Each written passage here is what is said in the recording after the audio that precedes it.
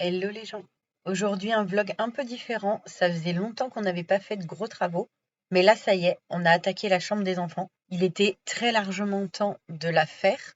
On a un peu traîné à le faire parce qu'on avait quelques petits soucis, mais je vais vous expliquer ça dans la vidéo.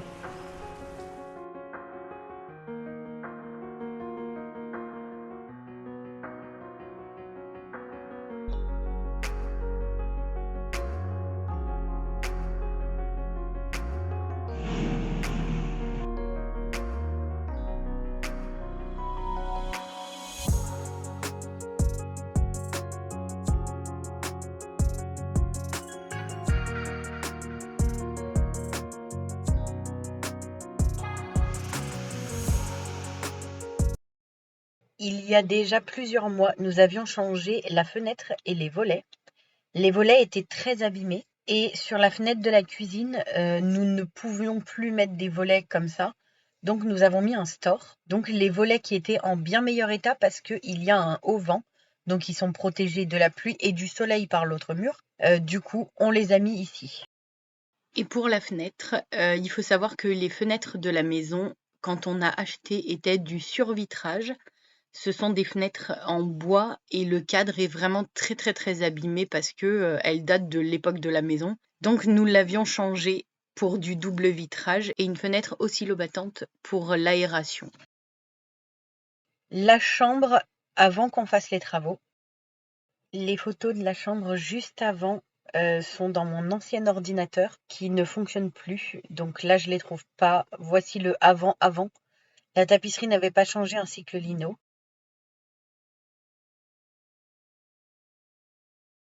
Les garçons ont voulu faire un énorme tri, ils avaient énormément de Lego. Finalement, ils n'y jouaient plus et il y en a plein qu'ils ne veulent même pas collectionner. Donc ils ont demandé à ce qu'on les vende pour qu'ils s'achètent autre chose avec. Nous étions très pressés de faire les travaux de cette chambre parce que comme vous le voyez au niveau tapisserie, ce n'est pas terminé. Le mur qu'on voit en face était entièrement tapissé, mais j'ai évidemment pris les photos après des tapissages. Le mur de la fenêtre, nous ne l'avions jamais tapissé parce que nous attendions d'avoir changé la fenêtre. Et comme la chambre était pleine, on attendait en fait. Finalement, c'était l'occasion. Il ne voulait plus cette couleur de tapisserie. Donc, gros changement, on s'est dit, quitte à changer le sol, autant refaire également la tapisserie. Pour le sol, je ne sais pas si vous voyez un trou est tout gondolé.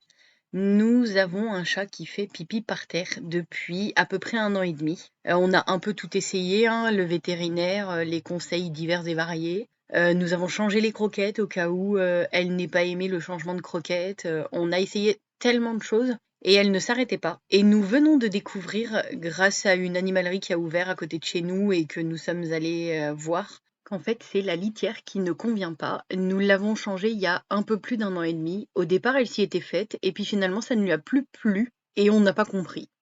Fort heureusement, pour la période des travaux, l'un des deux était chez mes parents en vacances, donc nous n'en avions qu'un seul qui campait. Première étape, et non des moindres, l'électricité. Cette pièce n'avait pas la terre. Depuis qu'on a emménagé, on se dit qu'on va mettre la terre dans les prises.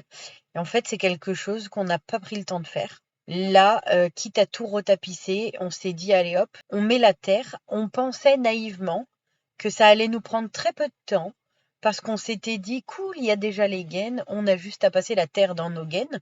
Évidemment que non, sinon c'était tellement simple et rapide. Les câbles ne passaient pas du tout, du tout. Il y a un blocage au milieu.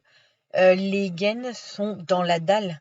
Donc, nous avons refait des saignées et nous avons repassé des nouveaux câbles tout beaux, tout neufs. Et puis, nous avons rebouché tous les trous. Nous avons poncé également.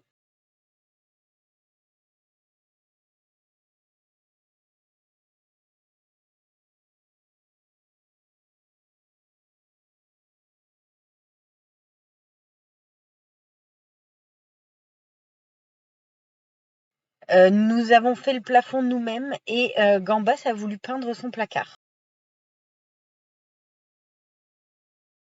Vu que les portes sont en carton un petit peu, creuses à l'intérieur et tout ça, certaines de nos portes sont trouées d'ailleurs, j'avais envie de les changer. J'ai fait une liste de toutes les étapes importantes Et on la suivait plus ou moins en fonction des temps de séchage, on alternait. Et puis est venue l'étape qui, du coup, nous a fait un réel changement physique de cette pièce. Nous avons retapissé. Je n'ai pas repeint en blanc puisque les murs, de toute façon, ne se voient pas après. La peinture était en bon état. On a juste remis une couche de blanc sur là où on a plâtré, évidemment. Nous avons dû faire une pause de tapisserie parce que il y avait un petit temps de séchage pour le sol. Il y avait des trous que nous voulions boucher. Grosse satisfaction une fois la tapisserie terminée. Le sol. Nous avons commencé par mettre du double face. Alors on nous a dit qu'il fallait sur les bords, pas spécialement au milieu. On a mis 2 bandes. Et là, nous avons eu besoin de l'aide de nos 2 grands crustacés. Nous avons donc étalé ce nouveau lino. Avant, ils avaient un lino vraiment très fin. Et là, on a pris de la meilleure qualité. Donc on nous a dit qu'il n'y avait pas besoin de sous-couche, sinon ça allait faire des traces. Je ne sais pas ce que Grand-Bass a voulu faire, mais c'était tellement mignon que je le laisse sur la vidéo.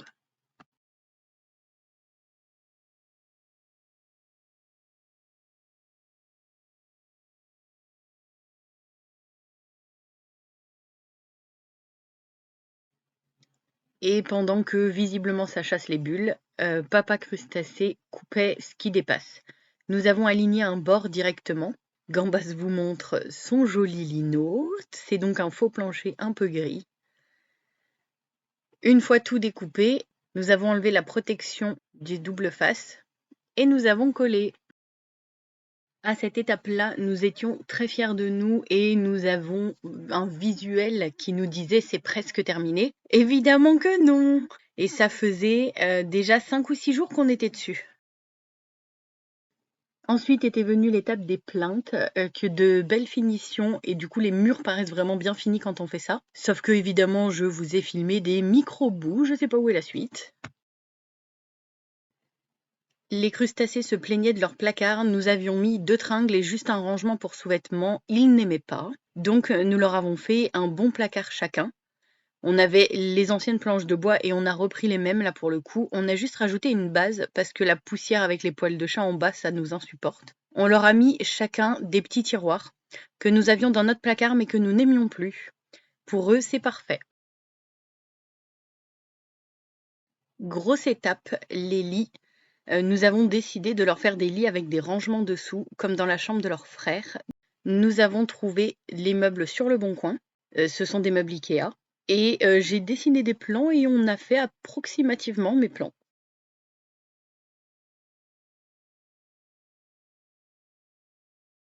Nous avons voulu mettre une tête de lit, donc nous avons acheté, je pense que c'est du plancher ou de la frisette, et on a fait des arcs de cercle. Pour protéger le lino de ce bois, nous avons mis des petites mousses dessous.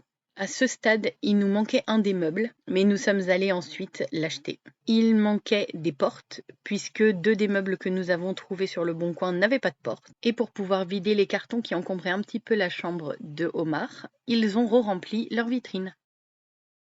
Et ensuite, nous avons dû aller faire un saut au Grand Suédois.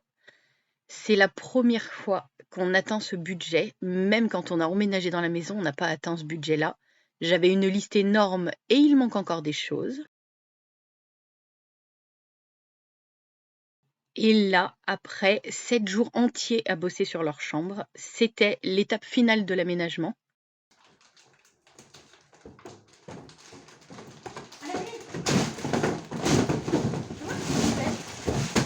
Nous avons ouvert leur matelas pour qu'ils s'ouvrent en plein. Nous avons pris des bons matelas à ressort. Ils avaient des petits matelas qui étaient fournis avec le lit à étage à l'époque, quand nous l'avons acheté en 2021, je crois. Donc là, on s'est dit que quand même pour leur dos, c'était mieux d'avoir de très bons matelas.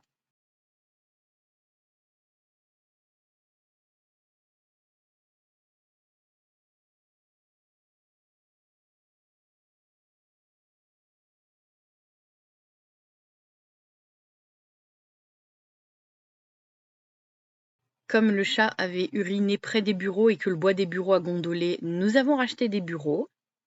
Nous avons ensuite replacé toute la déco qu'ils avaient déjà et nous en avons ajouté un petit peu. Et enfin, après 9 jours de travaux, nous avons terminé. La magnifique porte. Vous inquiétez pas, on va refaire le couloir bientôt. Et tadam!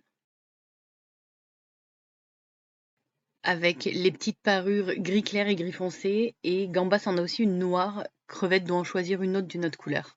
Il manque quelques petites finitions, notamment les tables de chevet. Je les ai repérées, il faut aller les acheter.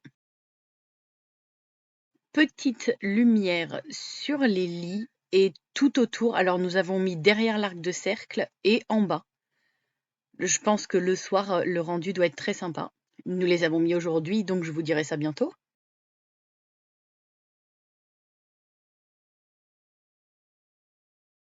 Revoilà les placards. Bon, j'allais dire bien remplis. Bon, le petit panier du chat, comme vous pouvez le voir. Les tableaux de Gambas.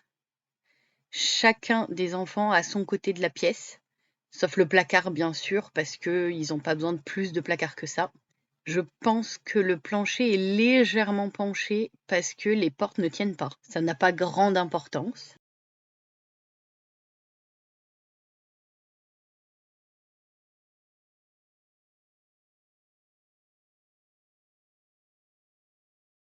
Avec chacun leur bibliothèque.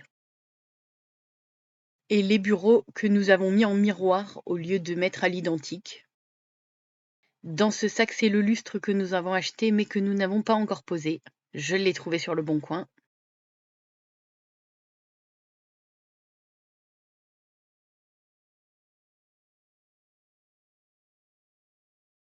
Et ah oui, sous les lits, les petits placards qui s'ouvrent en poussant. Donc ils ont 5 placards chacun. Il nous manque quelques étagères et c'est prévu, je les ai repérés sur le Bon Coin, on va les chercher mercredi.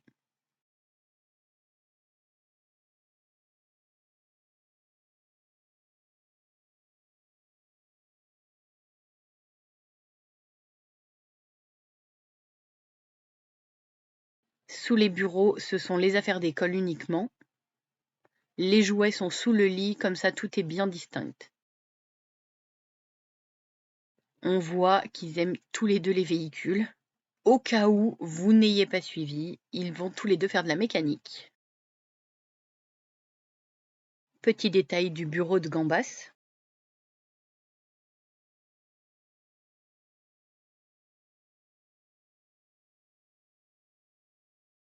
La vitrine de Gambas.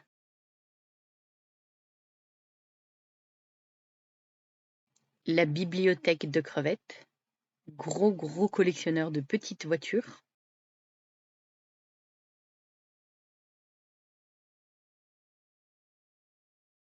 La vitrine de Gambas. Et maintenant, parlons budget. Ce magnifique lino a coûté 223 € plus le scotch à 10,90 €. La tapisserie a coûté 95,20 € plus la colle à tapisserie à 5,99 €. La porte 64,90 €. Les baguettes de porte 2,50 € x 2. Les placards n'ont rien coûté parce qu'on a tout réutilisé de ce qu'on avait. Les lits, gros pôle de dépenses. Entre les bases en tasseau et lambourde pour 41 € et quelques, les planches du dessus pour 62 € avec la découpe, puisque ça fait pas tout à fait 1 mètre, donc on a fait découper direct sur place. Les lambris pour la tête de lit. Les meubles sous estrade, heureusement qu'il y avait le Bon Coin parce que nous n'en avons acheté qu'un seul de neuf. Les portes de meubles manquants ainsi que les charnières également. Les bureaux ont coûté 10 € pour les pieds, 69 € pour le meuble et 34,99 € pour les plans de travail.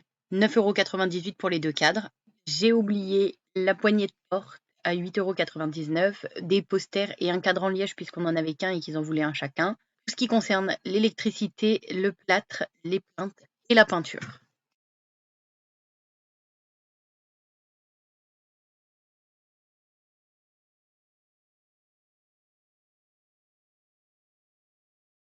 Lors de notre shopping à Ikea, nous avons acheté autre chose que pour leur chambre.